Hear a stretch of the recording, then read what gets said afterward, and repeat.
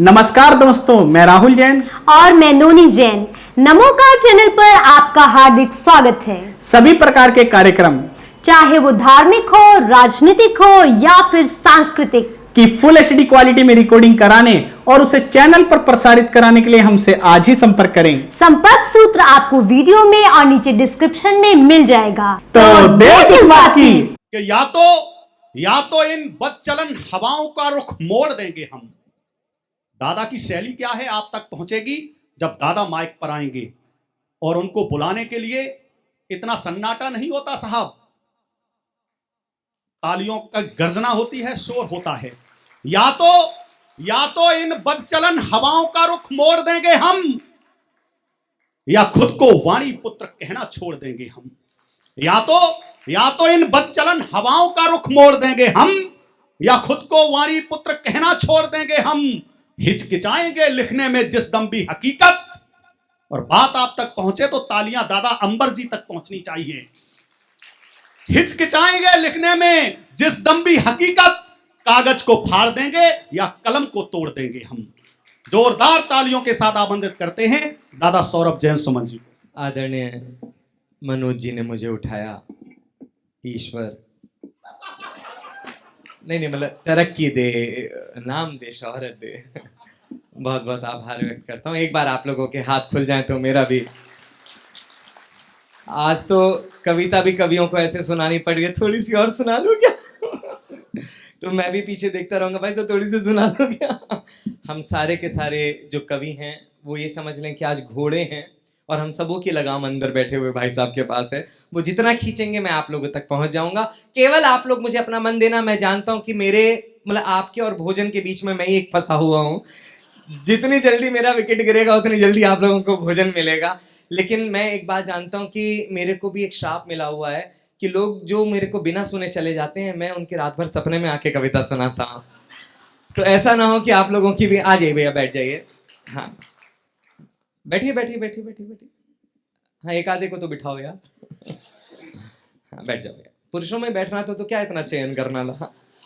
मैं आरंभ करता हूँ, सुनिए। लोग मुझसे कहते हैं कि सौरभ, जिस उम्र के तुम कवि हो उसमें प्यार की मोहब्बत की बातें अच्छी कर सकते थे, उसमें हास्य की श्रृंगार की बातें अच्छी कर सकते थे। क्या कारण है कि आक्रोश के तेवर की अभिव्यक्ति के उस पथ को चुना जो लहू से भरा हुआ है, जो कांटों से भरा हुआ है? तब मैं एक बात कहने की हिम्मत और कोशिश करता हूं दोस्तों कि जिस मुल्क में, जिस देश में केवल 10 आतंकवादी नाव के माध्यम से आए और हमारा इतना बड़ा सुरक्षा तंत्र, इतना बड़ा राष्ट्र, उनसे युद्ध लड़ने के लिए हमको 3 दिन का समय लग जाए। मुंबई कांड आप लोगों ने बहुत नजदीकी से देखा, एक एक बार टीवी चैनलों पर दिखाई गई। हम सब ने देखा कि वहां पर क्या घटित हुआ। हमारे वीरों के शव हमारी ड्योहरियों पर आ रहे थे और हमारे बड़े राजनेता अपने राजनीतिक रोटियां सेकने उनके पर जा रहे थे। बिल्कुल बिल्कुल दादा, वाह क्या बात कही। मैं नमन करता हूं शहीद के पिता को, जिसने ये बात कहने की हिम्मत की कि जब तक मेरी डोहड़ी पर, मेरी देहरी पर मां भारती के बेटे का शव रखा हुआ है, मैं नहीं चाहता कि कोई भी राजनेता आकर मेरी इस डोहड़ी को गंदा करे। क्या बात है, लेकिन क्या बात है। शोभ का विषय था कि अगले दिन एक बड़े मंत्री वहां पर गए। उनको मना किया गया कि आप ऐसे ना जाएं। कुत्ते उनसे पहले जाकर के वहां पर देख कर क्या है, सूंघ कर क्या है कि कोई ऐसा विस्फोटक तो नहीं रखा हुआ। उनके परिवार वालों को उस पर आपत्ति हुई तो उन्होंने टीवी चैनलों के आगे आकर के मंत्री जी ने कहा कि मैं इतना बड़ा मंत्री एक सिपाही की मृत्यु पर गया था, उसके यहां तो कोई कुत्ता भी कदम ना रखता अगर उसके यहां का कोई शहीद ना हुआ होता। जब नेतृत्व ऐसी ओछी भाषा बोलने लगे तब क्रांति धरा से मैं सौरभ सुमन, मेरे प्रिय मित्र कुमार पंकज की 4 पंक्तियां पढ़ता हूं और वो निर्धारित करेंगे कि सौरभ सुमन को महाराज शिवाजी, छत्रपति शिवाजी के इस मंच से क्या और कितनी देर पढ़ना है। कहीं उनका शौर्य याद करना, कहीं उनका प्रताप याद करना। अगर उसकी खनक आपको महसूस हो तो आप लोगों की तालियां चाहता हूं, पंक्तियां देना चाहता हूं। एक एक व्यक्ति जो सदन में बैठा है, अभिनंदन दादा, अभिनंदन, वाह।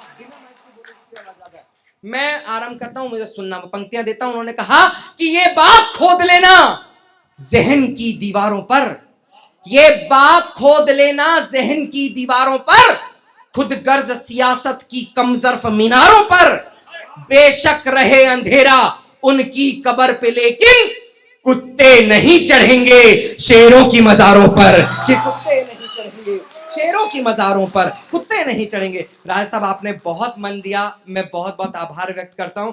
जब बड़े लोग, मैं आज अभिभूत हूं, मैं उस कुनबे के सामने खड़ा होकर के काव्य पाठ कर रहा हूं जिनकी आरतियां हम लोगों ने गाई हैं, जिनकी वंदनाएं हम लोगों ने की हैं। वो परिवार आज हम लोगों के सामने है। शायद इससे बड़ी सौरभ सुमन की कोई उपलब्धि नहीं हो सकी। मैं पंक्तियां देता हूं, आप लोगों तक बात पहुंच जाए। पुनः मैं आप लोगों का मन टटोलना चाहता हूं, बात अपनी आप लोगों तक पहुंचाना चाहता हूं। पिछली गवर्नमेंट के आतंकवादी हमले रोज रोज हमारे हो कैसे जाते हैं।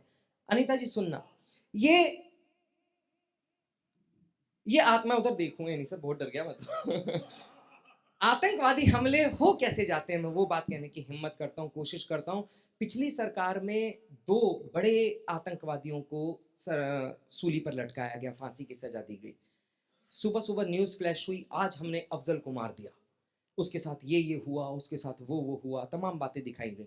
फिर थोड़े दिन बाद एक न्यूज डिस्पैच होती है, सुबह सुबह आती है कि आज हम लोगों ने कसाब को मार दिया। मैं एक बड़े मंत्री जी से मिला, मैंने कहा सर ये आप रात में फाइल क्यों सल्टा देते हो, ये बताया क्यों नहीं जाता कि फला दिन फला समय उस आतंकवादी को सजा दी जाएगी, ऐसा क्यों? तो उन्होंने एक बात कही, बोले सौरभ अगर हम लोग ये चीज डिस्क्लोज कर देंगे कि इस दिन आतंकवादी को मारा जाएगा या सजा दी जाएगी तो भारत में विद्रोह जन्म ले लेगा। मुझे शर्म आई ये बात सोच करके, सुन करके कि जिस दिन हमारा हिंदुस्तान इस प्रकार की अहिंसक नपुंसकता को छोड़कर आगे आएगा, शायद उस दिन हम लोग कल्पना कर सकेंगे कि हमारे छत्रपति शिवाजी की खड़ग की धार क्या थी। पंक्तियां पढ़ता हूं, क्रोध में आकर के जो सौरभ ने लिखा वो आपके सामने पढ़ता हूं। अगर ठसके की तरह वो पंक्तियां लग जाएं तो मैं चाहता हूं कि प्रतिक्रिया उठे आप लोगों की और उस परिवार को नमन करे जिसने आज के दिन आप लोगों के सामने वीरों की आरती का ये भरद आयोजन किया। मैं पंक्तियां देता हूं, सुनना। पंक्तियां आ जाती हैं कि यूं यूं यूं यूं शेरों की मांद में आकर डर फैलाने की, यूं शेरों की मां। अगर लगे कि पंक्ति सौरभ ने सही कही है तो वो तालियां देखना चाहता हूं जो अभी तक ना उठी हो, कि यूं शेरों की मांद में आकर डर फैलाने की, गीदड़ की औकात कहां थी आंख दिखाने की। कि यूं शेरों की मांद में आकर डर फैलाने की, गीदड़ की औकात कहां थी आंख दिखाने की। यदि अफजल को लाल किले पर हमने टांग दिया होता, किस कसाब में हिम्मत थी फिर भारत आने की। किस कसाब में। वंदे वंदे भारत माता की, भारत माता की जय भवानी, जय भवानी। ये आक्रोश, ये तेवर देखने के लिए मैं यहां पर आया। ये मेरे लिए आज कोई मंच नहीं है, मैं वीरों के लिए कोई मंदिर नहीं बना, लेकिन आज इस पावन पुनीत अवसर पर यहां पर मैं खड़ा हूं तो मुझे ऐसा लग रहा है कि मैं किसी वीर भूमि पर खड़ा हुआ हूं, किसी वीर का आशीर्वाद लेने के लिए खड़ा हुआ हूं। नमन करता हूं, मैं पंक्तियां पढ़ता हूं। समय मेरे पास भी बहुत कम, मेरे पास तो काफी है, मेरी जिंदगी भी लंबी है, लेकिन इस मंच के पास बहुत कम है। मैं जितनी जल्दी अपना ये रायता समेट सकूंगा तो समेट लूंगा, लेकिन जितनी देर आपका मन हो मुझे आप लोग बता देना। सौरभ क्या लिखता है, इसकी वानगी आप लोगों ने देख ली और सुनना चाहते हैं, एक बार आप लोगों की तालियों के दस्तखत हो जाएं। मैं पंक्तियां देता हूं, मंच का समय मांगता सुनिएगा भैया। कुछ नया मैं लिख करके लेके आया हूं। हालांकि मेरी कई सारी कविताएं हैं, मेरी वंदे मातरम कविता, इतिहास जिसमें महाराज छत्रपति जी का भी कहीं जिक्र होता है, वो कविताएं हैं, बहुत लंबी कविताएं हैं। मुझे लगता नहीं कि आज उसका समय है, तो जो विशेष हैं, जो कुछ बिल्कुल नए छंद हैं, जो नए मुक्तक हैं, मुझे स्मरण भी नहीं है, याद भी नहीं है, वो मैं लेकर के आया हूँ, लिख करके लेकर के आया हूँ ताकि मैं आप लोगों के सामने पढ़ सकूं। ये जो पुलवामा में हुआ वो क्या था, एक कवि की दृष्टि में उसको कैसे देखा, वो मैं आप लोगों तक पहुंचाना चाहता हूं। होती है, सोचिए कि हमारे वीरों के शवों की क्या स्थिति होगी। मैं लगातार टीवी चैनल देख रहा हूं, हमारे जो घरों में वीरों के शव आ रहे हैं उनमें शव है ही नहीं। एक तो छोटे से भगोने में केवल 2-4 पीस लेकर के आए, बोले कि आपका बेटा है, जिसने 6 फुट का बेटा अपना जवान वहां पर भेजा हो और इस प्रकार की लाशें घर में आती हो, उनके कलेजे पर पूछो दोस्तों की क्या बीतती होगी। मैं उन वीरों को नमन करने के लिए यहां पर खड़ा हूं। पंक्ति आप लोगों तक पहुंच जाए तो उनकी आराधना मैं अपने हाथों को उठाना, मैं निवेदन करना चाहता हूं आप लोगों तक बात पहुंच जाए कि केवल शत्रु नहीं वो जिसने खेली खूनी होली है, वो हम लोग। मैं बहुत मन की बात कहता हूं दोस्तों, आज की तारीख में जिन प्रदेशों के अंदर शराब नहीं पी जाती, जहां पर शराब बंदी है, वहां पर आप लोग एक छोटी सी बोतल अपनी कार में रख करके जा नहीं सकते, आप पकड़े जाओगे चेकिंग के अंदर। 300 किलो आरडीएक्स एक गाड़ी में उस रूट से निकाला जाता है जहां से 70 गाड़ियों का काफिला जाता है। इसके अंदर आप लोगों को कोई षड्यंत्र नहीं दिखता, तब मैं पंक्तियां देना चाहता हूं और आप लोगों को लगे कि इस मंच से सौरभ को ये पढ़ना चाहिए था, तब मुझे आप लोगों का क्रोध देखना चाहता हूं। मैं पंक्तियां पढ़ता हूं, आप लोगों तक पहुंचे कि केवल शत्रु नहीं थे जिसने खेली खूनी होली है, केवल शत्रु नहीं थे जिसने खेली खूनी होली है, सेना के सर पर गद्दारी मृत्यु बनकर डोली है, कि सेना के सर पर गद्दारी मृत्यु बनकर डोली है।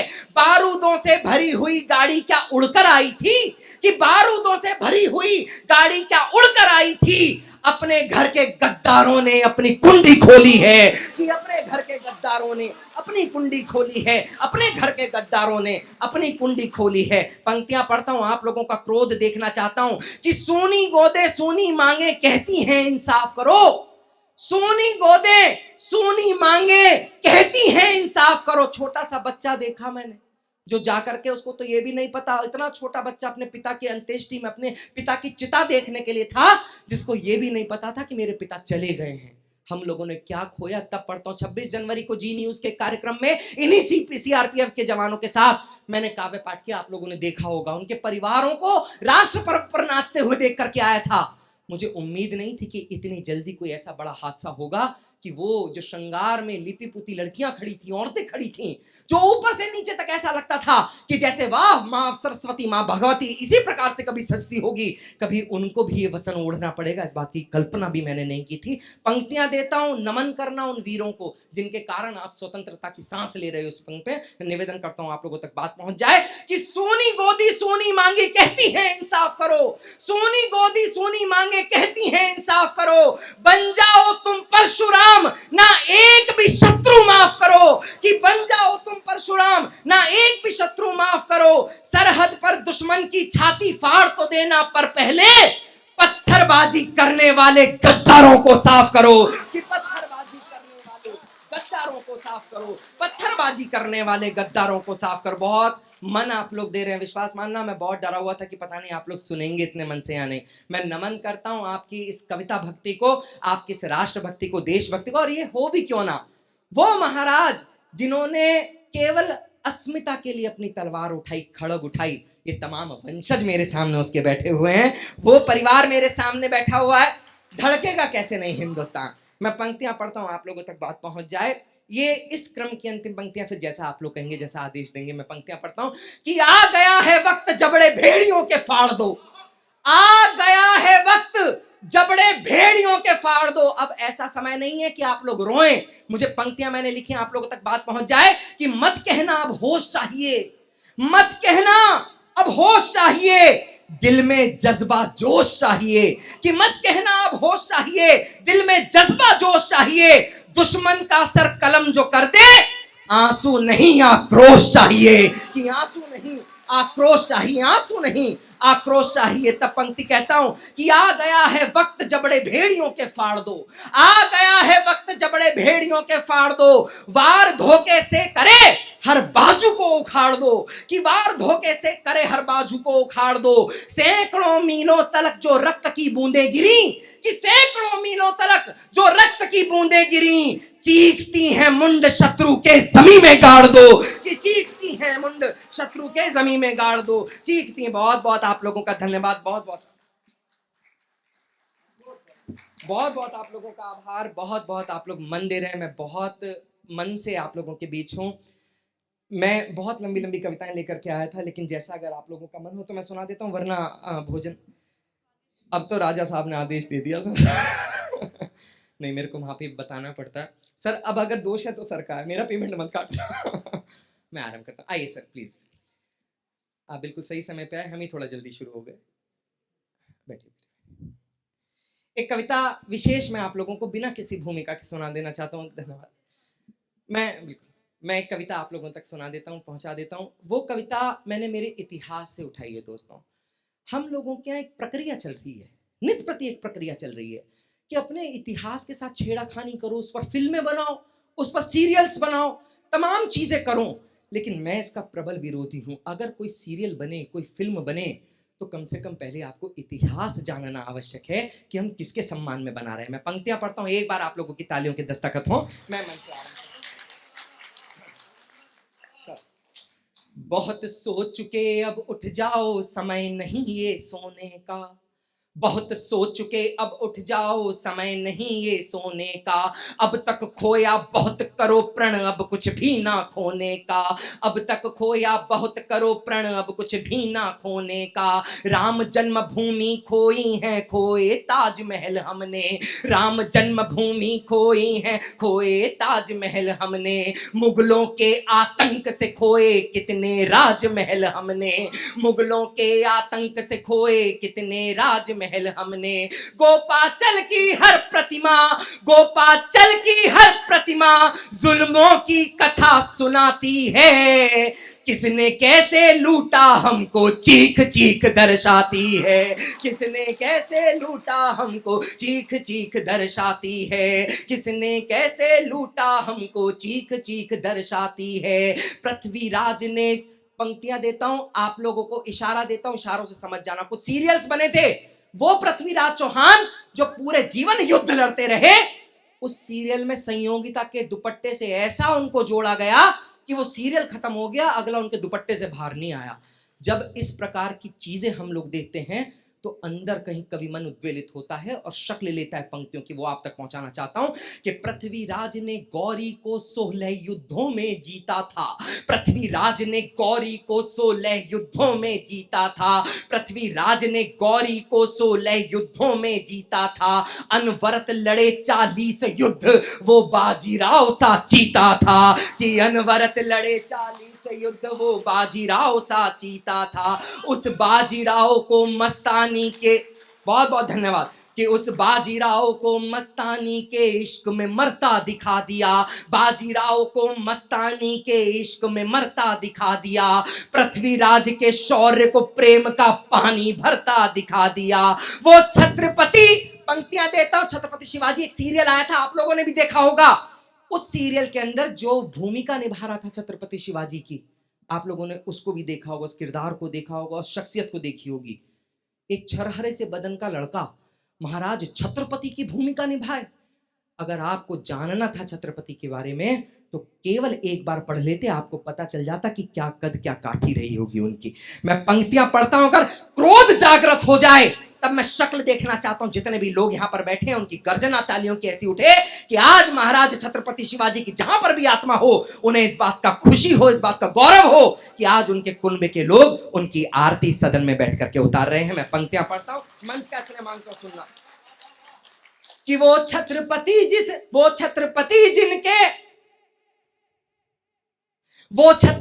जिनके बारे में दिखा सके वो थोड़ा था।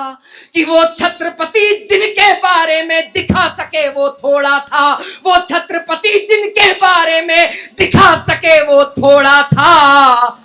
जिस भाव को छू पाए उससे कहीं ज्यादा उनका घोड़ा था। कि जिस भाव को छू पाए उससे कहीं ज्यादा। जय भवानी, जय भवानी।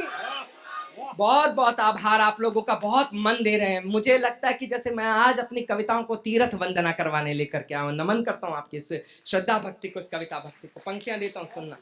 इस कविता को शॉर्ट करता हूं, जैसा मुझे कहा भी जा रहा है कि समय है, मैं उसके हिसाब से छोटी करता हूं। मैं कर देता हूं सर। पंक्तियां सुनने।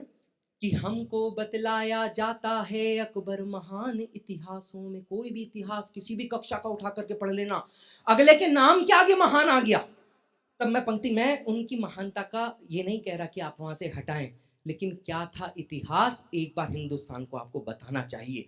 वो ताजमहल पूरे विश्व में विख्यात पा गया, ख्याति पा गया, जिसके बारे में सबको पता है कि वो एक मकबरा है। दोस्तों, इस पूरे के पूरे विश्व में ये कहा जाता है कि सबसे बड़ी जो वॉल है वो चाइना की वॉल है।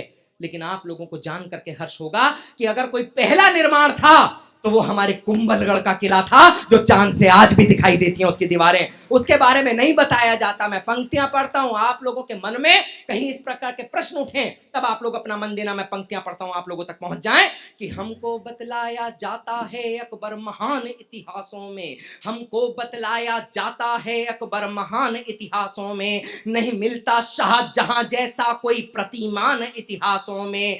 नहीं मिलता शाहजहां जैसा कोई प्रतिमान इतिहासों में। बेबस के पति का वध कर जबरन देह को जिसने लूटा था। उस इश्क को, उस प्रेम को आप लोग कहते हैं कि शाश्वत प्रेम था, क्योंकि ताजमहल खड़ा कर दिया गया। मैं एक बात पूछता हूं दोस्तों, किसी अन्यत्र की पत्नी को उसके पति की हत्या करके उसका बलात्कार किया जाए, अपनी पत्नी बनाया जाए और उसकी 14वीं डिलीवरी में उसकी हत्या हो जाए, उसका मरण हो जाए, अगर ये प्रेम है तो फिर हवस किसको कहते हो? मुझे इस बात का जवाब देना। इस आक्रोश को कविता में ढाल करके आप लोगों तक पढ़ता हूं। मुझे हौसला देना कि मैं डेट के साथ पढ़ सकूं, ताकि पूरे हिंदुस्तान में ये टीवी चैनल बैठे हैं मेरे सामने जो इस बात को पूरे के पूरे हिंदुस्तान में लेकर के जाने की क्षमता रखते हैं। मुझे आप लोग अपना मन देना ताकि मैं हिंदुस्तान के किसी भी कोने में हूं, खड़ा होकर के ढेठ के साथ ये कविता पढ़ सकूं कि हमको बतलाया जाता है अकबर महान इतिहासों में, नहीं मिलता शाहजहां जैसा कोई प्रतिमान इतिहासों में। बेबस के पति का वध कर जबरन देह को जिसने लूटा था, बेबस के पति का वध कर जबरन देह को जिसने लूटा था, वहशी नजरों से सिंदूरी कोई दामन ना छूटा था। यदि ये महान थे तो वो कौन थे जो असमत से खेले थे, कि यदि ये महान थे तो वो कौन थे जो असमत से खेले थे, जिनकी बर्बरता के कोड़े हमने पीठों पर झेले थे, कि जिनकी बर्बरता के कोड़े हमने पीठों पर झेले थे, जिनकी बर्बरता के कोड़े हमने पीठों पर झेले थे। वो कौन थे जिनकी औलादें दीवार में जिंदा चुनवा दी। पढ़नी है महानता, अब मैं बताता हूं कि महान कौन थे। अगर ठसके की तरह लग जाए तब बताना कि हिंदुस्तान का इतिहास दोबारा लिखना चाहिए कि नहीं। मैं पंक्तियां पढ़ता हूं, सुनना। मैं पंक्ति देता हूं, सुनिएगा। मनोज भाई आप वीर रस के कवि, आपको समर्पित करता हूं, सुनिए। कि वो कौन थे जिनकी औलादें दीवार में जिंदा चुनवा दी, जिनकी आंखों को नोच देह तपते तेलों में भुनवा दी, कि जिनकी आंखों को नोच देह तपते तेलों में भुनवा दी, जिनको भेड़ों की खाल उड़ाकर लाल किले पर बंधवाया, जिन गुरु के बेटों को अंतिम सांसों तक तुमने तड़पाया। वो कौन थे जो हल्दी घाटी में दुर्ग की भांति अड़ते थे, वो कौन थे जो हल्दी घाटी में दुर्ग की भांति अड़ते थे। शीश भले कट जाए किंतु धड़ शत्रु से लड़ते थे, कि शीश भले कट जाए किंतु। भारत माता की, भारत माता की जय भवानी। पंक्तियां देता हूं, बहुत बहुत नमन करता हूं आप लोगों को, बहुत नमन करता हूं। पंक्तियां देता हूं, सुनना। बहुत मन से आप लोग सुन रहे हैं, पंक्तियां देता हूं, सुनिएगा। क्या पढ़ाना चाहिए वो मैं कहने की हिम्मत करता हूं कि पढ़ना है बलिदान पढ़ो तुम जाकर हाड़ी रानी का। कई जगह राजा साहब मैंने कविता पढ़ी, आप तो परिचित होंगे लेकिन शायद कुछ लोग ना हो। कल जाना इंटरनेट पर देखना कि हाड़ी रानी थी कौन। वो रानी जिसके केवल 3 दिन विवाह को बीते थे, ऑर्डर आया कि आपको युद्ध के लिए जाना है। राजा वो सिरहन छोड़ नहीं पा रहा था, सोच नहीं पा रहे थे रतन सिंह कि मैं कैसे जाऊं इस नवविवाहिता को छोड़ करके। वो गए रणभूमि में, उन्होंने युद्ध लड़ा। रात के समय में अपनी प्रेयसी को, अपनी पत्नी को, अपनी नवविवाहित पत्नी को उन्होंने पत्र लिखा रणभूमि से कि तुम वहां हो, मैं यहां हूं, मुझे तुम्हारी याद आ रही है, मैं बहुत जल्दी वापस आऊंगा। जब ये पत्र महारानी ने पढ़ा तो उनको ये लगा कि राजा रतन सिंह देश के लिए युद्ध लड़ने गए हैं, अगर उनका मोह मेरे पास रहा, मेरे साथ लगा रहा तो ये भूमि युद्ध हार जाएगी। उन्होंने उसी पत्रवाहक के माध्यम से दोस्तों अपना शीश कलम करके भेज दिया। ये था हमारा इतिहास। पंक्तियां पढ़ता हूं, रतन सिंह ने वो शीश अपने गले में टांग करके युद्ध लड़ा। वो केवल दृश्य कल्पना करना मैं निवेदन करना चाहता हूं, पंक्तियां आप तक पहुंचाना चाहता हूं कि पढ़ना है बलिदान पढ़ो तुम जाकर हाड़ी रानी का, पढ़ना है बलिदान पढ़ो तुम जाकर हाड़ी रानी का। शीश थाल में भेजा जिसने ऐसी अमर जवानी का, गर त्याग देखना है तो खोलो पन्ना पन्ना दाई का, कि गर त्याग देखना है तो खोलो पन्ना पन्ना दाई का। कहीं मिलता है ऐसा प्रमाण बोलो मुंह बोली माई का, कि कहीं मिलता है ऐसा प्रमाण बोलो मुंह बोली माई का। जिसकी आंखों में स्वामी भक्ति की स्वर्णिम अश्रु रेखा हो, कि जिसकी आंखों में स्वामी भक्ति की स्वर्णिम अश्रु रेखा हो, अपने बेटे को तलवारों से खुद ही कटते देखा हो, कि अपने बेटे को तलवारों से खुद ही कटते देखा हो, अपने बेटे को तलवार। और इस कविता को अंत की ओर लेकर के जाता हूं। जिस कारण ये पूरी की पूरी कविता की रचना की, वो बंद आप लोगों तक पहुंचाने की हिम्मत और कोशिश करता हूं। जो मान, जो दुलार, जो स्नेह आपने इस पूरी कविता को दिया दोस्तों, मेरा मन है कि अंतिम बंद को देकर के हम लोगों को यहां से विदा करना। मैं निवेदन करता हूं, पंक्तियां इस कविता का आत्मा आप लोगों को सौंपता हूं, पंक्तियां देता हूं। कि गर बात करो तुम प्रेम की तो मैं एक प्रमाण अब देता हूं, उससे बड़ा प्रेम इतिहास में मैंने नहीं पढ़ा। कि गर बात करो तुम प्रेम की तो मैं एक प्रमाण अब देता हूं, गर बात करो तुम प्रेम की तो मैं एक प्रमाण अब देता हूं। सबसे सुंदर तन और मन की देवी का नाम अब लेता हूं, कि सबसे सुंदर तन और मन की देवी का नाम अब लेता हूं। वो शील गुणों की धारी छत्राणी थी, वीर थी वो सती थी। वो शील गुणों की धारी छत्राणी थी, वीर थी वो सती थी। वो शील गुणों की धारी छत्राणी थी, वीर थी वो सती थी। सौंदर्य और शालीनता का अद्भुत संगम पद्मावती थी, सौंदर्य और शालीनता का अद्भुत संगम पद्मावती थी। खिलजी से युद्ध लड़ा जाकर फिर पति को मुक्त कराया था, कि खिलजी से युद्ध लड़ा जाकर फिर पति को मुक्त कराया था। गोरा बादल का देश प्रेम तब सबके सन्मुख आया था, कि गोरा बादल का देश प्रेम तब सबके सन्मुख आया था। खिलजी ने चिड़चित्तौड़ को घेरा, थके भूख से पस्त हुए 1,00,000 सैनिकों ने चित्तौड़ को चारों तरफ से घेर लिया। चित्तौड़ का दुर्ग ऐसा अभेद दुर्ग है दोस्तों, जिसके अंदर जाना संभव नहीं है। 7 बड़े द्वार हैं, उनको पार करके अंदर जाना पड़ता था। लेकिन जब रसद नहीं पहुंची, अंदर राशन नहीं पहुंचा, तो हमारी रानियां मरने लगी, उनके बच्चे तड़प तड़प के मरने लगे। तब अंदर हमारे राणाओं ने, हमारे राजाओं ने ये सोचा कि इस प्रकार नपुंसकता की मृत्यु मरने से अच्छा है कि हम लोग थोड़े से हो सकते हैं, हम हो सकता है संख्या में कम हो, हम बाहर जाकर के युद्ध लड़ेंगे, हम झुकेंगे नहीं। उन्होंने झुकना स्वीकार नहीं किया।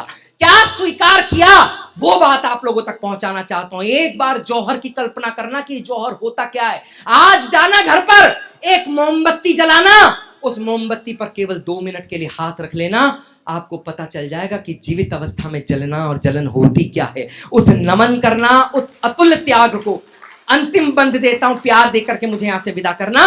कि खिलजी ने चिड़चित्तौड़ को घेरा, थके भूख से पस्त हुए। खिलजी ने चिड़चित्तौड़ को घेरा, थके भूख से पस्त हुए।